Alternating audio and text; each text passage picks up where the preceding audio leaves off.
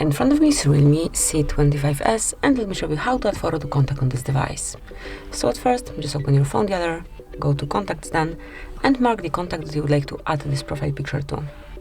Then select More icon, and click on Edit.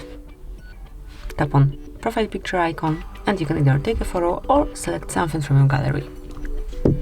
Then mark the picture that you would like to add, select it, pick the app that you would like to crop it with.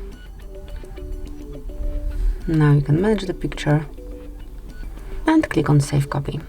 Then tap on confirmation mark, and from now on it is applied to this contact. So that would be all. This is it. Thank you for watching.